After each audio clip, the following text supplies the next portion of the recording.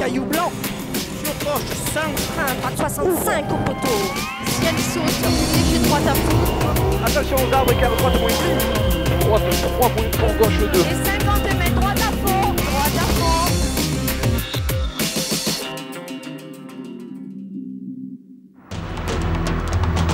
C'est son pont, célèbre aujourd'hui dans le monde entier, qui a accru la notoriété de la ville de Millau. Pour l'instant, le plateau du Larzac accueille le rallye des Cardabelles, avant-dernière manche du volant Peugeot 206, et il est bien difficile de donner un favori. Et tout le monde a envie de le gagner ce Cardabelle, alors ça va être dur. J'ai fait mon premier podium ici, donc j'espère qu'il va me porter chance une deuxième fois, on va voir. Je pense pas qu'il y ait de gros favoris, on est kiff tous et... J'espère qu'il va pas se mettre à pleuvoir, mais la terre est quand même pas la même qu'en Auvergne ou à Auxerre, donc... On verra où on se place, mais on va essayer de faire au mieux de toute façon, on n'a pas le choix. Essayer de suivre le rythme des premiers, mais sans prendre de risques. J'aimerais bien me rapprocher de la 5e place, ça serait sympa. Ouais. Et j'aimerais quand même en gagner une de cette année. J'ai fini 4e la dernière fois, donc il reste une marche à gravir, essayer d'être sur le podium. Finir le rallye, tout simplement là, et de se faire plaisir.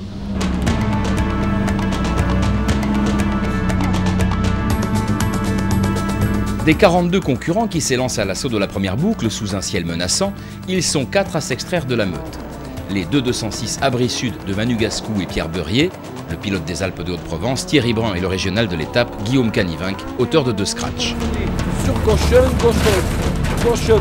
mètres. On va faire en droite 70. Droite 70. Reste corde. 100 mètres. 100 mètres. Gauche à fond, 200 mètres. Grégory a fait deux petites bêtises et nous on est là, on est en 4 secondes 4 d'avance et on va essayer de conserver, on verra bien. Et on va dans un champ et je savais pas exactement où reprendre la route, j'avais peur de crever. Donc on perd, je pense, je sais pas, on perd un peu de temps, donc on va arrêter de faire des bêtises. Je pense que je suis parti un petit peu sur un faux rythme ce matin, donc bon là on va voir un peu si le terrain c'est pas trop dégradé, on va essayer de rouler un peu plus. Le Cardabelle c'est long, hein, c'est jamais facile, c'est souvent au deuxième passage qu'il faut être vite, donc c'est maintenant qu'il faut y aller. Les 4 pilotes repartent à l'assaut du 2e tour.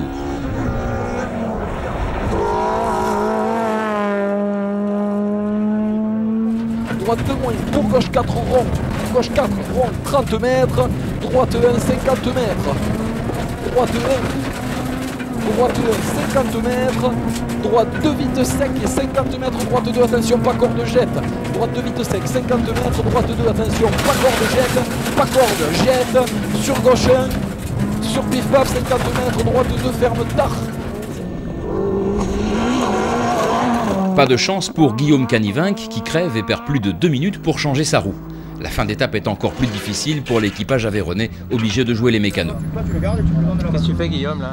Bon, on s'amuse là. Pour l'assistance, il faut qu'on les avance un peu parce qu'ils ont du boulot, il faut qu'ils changent l'embrayage. C'est 14 minutes. 10 minutes. 5 minutes. L'esprit de la boîte, L'abandon du leader du volant ne profite pas à Thierry Brun. 52 mètres. 52 mètres, droite à fond. Sur droite 4 freins, sur gauche 4. Droite 4 freins, sur gauche 4. Droite 4 freins, sur gauche 4. Et 52 mètres, gauche 2 plus. 52 mètres, gauche 2 plus.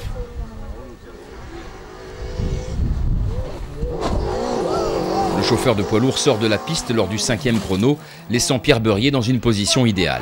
Droite à fond et frein, gauche 20, normal, plus tard. Et soulage, poste. Droite à fond et frein, gauche 20, plus tard. 180 mètres. C'est bon. Allez, gauche à fond. Et on applique, frein en train. Ça fait que maintenant on est en tête et donc on va essayer d'y rester. En essayant de faire encore des scratchs pour être le meilleur performeur, ce serait vraiment top. Donc voilà, c'est bête parce qu'il y avait une belle bagarre quand même.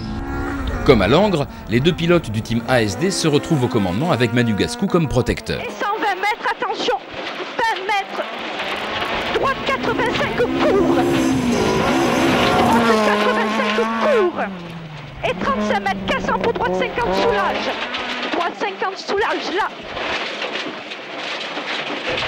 et 80 mètres. Pour l'instant on ne peut pas espérer mieux.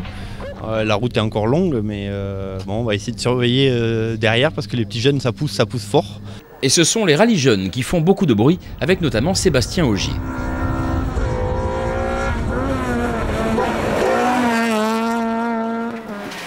Sur gauche 110, pour droite 90, et gauche 140, sur droite 120, droite 120, pour gauche 130, pour gauche droite 140, 40 mètres. C'est parfait à venir 3e ce soir, j'aurais jamais cru. Ne pas oublier non plus Jérémy Ancien, parti prudemment, mais qui termine la journée par un scratch. Sur un gauche 130 et 50 mètres. 50 mètres. Gauche, droite 120. On reste propre. Droite 120 là-bas. Sur un gauche 130, 100 mètres. 100 mètres. Attention, poste au bois pour droite 110 moins. Droite 110 moins là-bas et sur gauche 130 millions. Notre objectif c'est comme au départ, c'est d'arriver pour marquer des gros points et toucher des primes pour pouvoir être bien pour la fin de l'année. Les deux autres sociétaires du lycée Roger Claustre connaissent moins de réussite. Nicolas Scotto frise la correctionnelle. Quant à la pétillante féminine de l'année, Charlotte Berton, elle est à la limite du tête à queue. Presque, mais on n'est pas allé jusque-là, on n'a pas osé. Rien à voir entre ces bovidés et les vaches du pays natal de Laurent Reusch. Le Suisse est excellent tout au long de la première journée, au point d'occuper un instant la 4e position.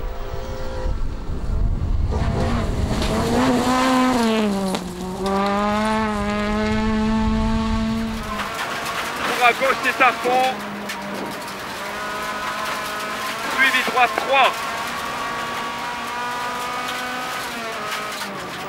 Mais pourquoi un Suisse vient-il courir en France avec Peugeot? Personnellement, c'est la terre qui m'attire.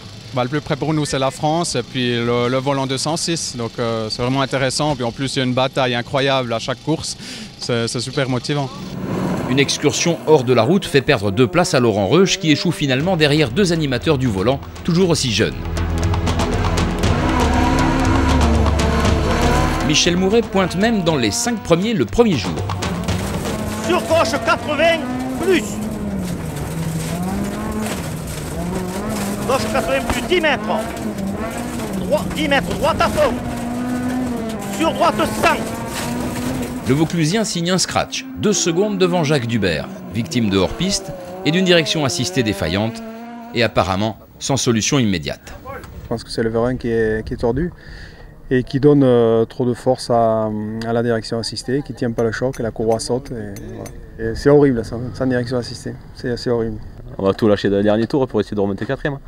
Ouais, c'est quand même beaucoup plus beau, beaucoup plus roulant qu'hier. Il y a moins besoin de faire attention à la voiture. Donc.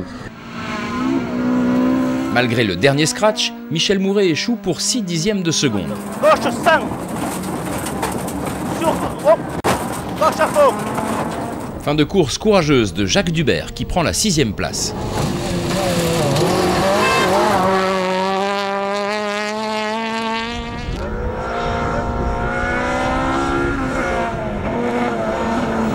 François Durieux renonce, carter cassé, tout comme Pierre Marché qui casse une transmission.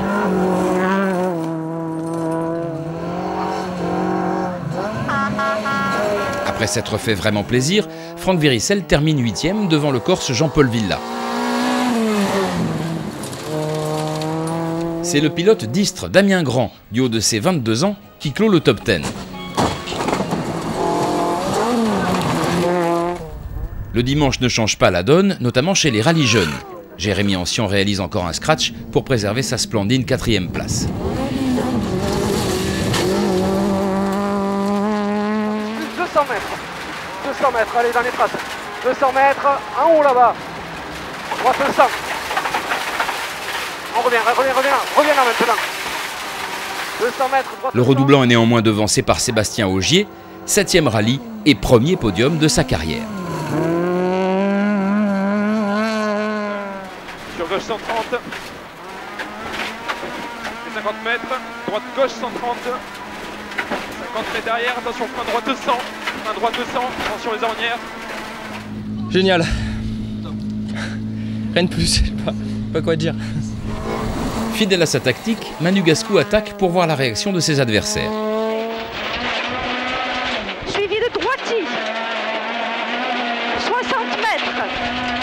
descendent, cours après barrière et 80 mètres.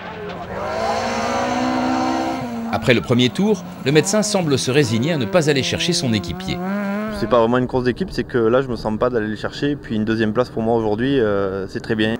Il fallait oser signer 2 meilleurs temps de plus en ce repos dominical, histoire de s'assurer les points du meilleur performeur, mais Pierre Beurier semble avoir trouvé l'âge de la maturité.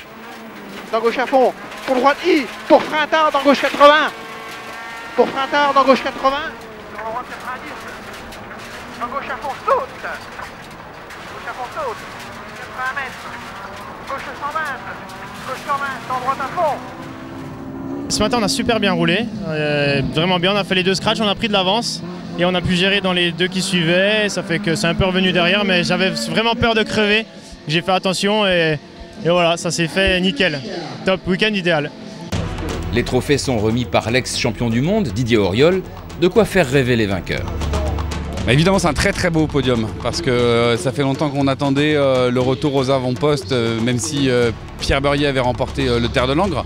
Ça fait longtemps qu'on voulait voir un peu des rallyes jeunes devant. C'est vrai qu'en dehors de Manu Gascou, jusqu'à la 4e place, il n'y a que des rallyes jeunes ou ex-rallyes jeunes. On a une performance vraiment incroyable de la part du jeune Sébastien Ogier. On ne l'attendait pas à cette place-là. Il a fait une course de régularité, il a signé des 2e temps. C'est exceptionnel, sachant que c'est la première année qu'il est avec nous.